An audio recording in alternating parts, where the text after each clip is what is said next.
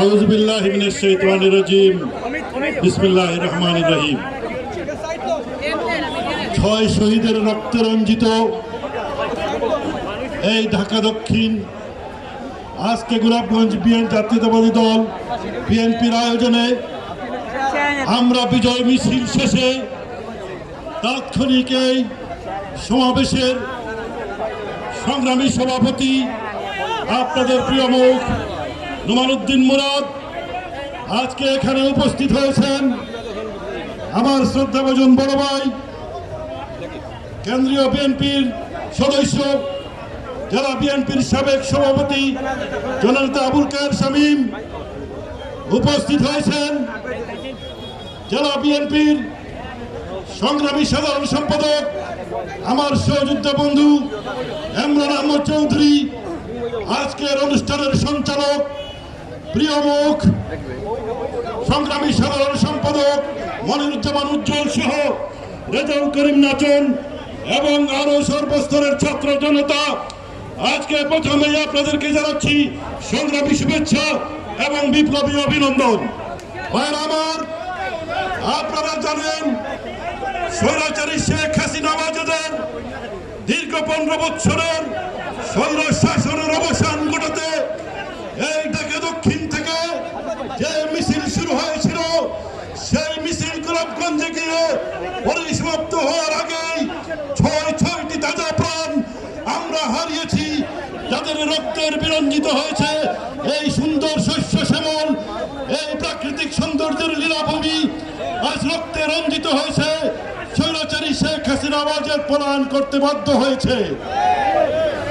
আমরা এখনো সজাগ আছি না? আমরা স্বৈরাচার মাঝে মধ্যে উকি দেয়, বলে ফিরে আসবে। আমরা বলতে চাই আমরা সব সময় সজাগ আছি। আজকের এই ঐক্যবদ্ধ মিছিল তার প্রমাণ করে। আজকে কোন দল বলে নাকি আমাদের বিএনপির মধ্যে বিভক্তি। আরে ভাই, বিএনপির মধ্যে নেতৃত্বের প্রতিযোগিতা আছে, আমাদের মধ্যে কোনো প্রতিহিংসা নাই। আজকের এই সমাবেশ তাই প্রমাণ করে, ঠিক কিনা বলে? আমরা যদি আগামীতে নির্বাচন আসে, ইনশাআল্লাহ অচিরেই নির্বাচনের তারিখ ঘোষণা করতে হবে এবং আমার নেতা তারেক রহমানের নেতৃত্বে আগামী দিন বাংলাদেশের সরকার হবে। সেই নির্বাচনের ধানের শীষ প্রতীক নিয়ে যেই আসবে, আমরা সবাই ঐক্যবদ্ধ হয়ে তার নেতৃত্বে গোলাপগঞ্জ বিয়ানীবাজারে বিজয়ের ঝান্ডা উড়াবো ইনশাআল্লাহ।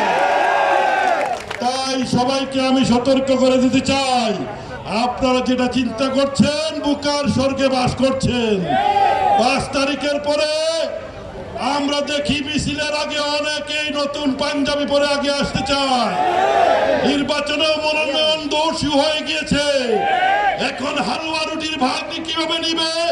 জামাত আওয়ামী লীগের ষড়যন্ত্র শিকার হয়ে তারা আমাদের মধ্যে বিভক্তি করতে চায়, কিন্তু আমরা শহীদ জিয়ার আদর্শের সৈনিক, ইসবাত কঠিন শপথ নিয়ে সকল ষড়যন্ত্র মোকাবেলা করবো ইনশাআল্লাহ। ভাইরা আমার, আমি আর দীর্ঘ বক্তব্য দেব না, আপনারা সবাই ঐক্যবদ্ধ থাকবেন। সকল ষড়যন্ত্র, আমার নেতা তারেক রহমান বলেছেন অদৃশ্য শক্তির মোকাবেলা করতে হবে।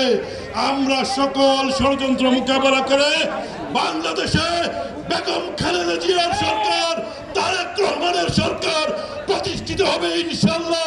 বিজয় নিয়ে আমরা গোলাপগঞ্জ বিয়ানীবাজার থেকে বের হব, সেই আশাবাদ ব্যক্ত করে আমি বিদায় নিচ্ছি। খুদা হাফেজ। বাংলাদেশ জিন্দাবাদ, জাতীয়তাবাদী দল জিন্দাবাদ, শহীদ জিয়া অমর হোক, খালেদা জিয়া জিন্দাবাদ, তারেক রহমান জিন্দাবাদ জিন্দাবাদ। জিয়া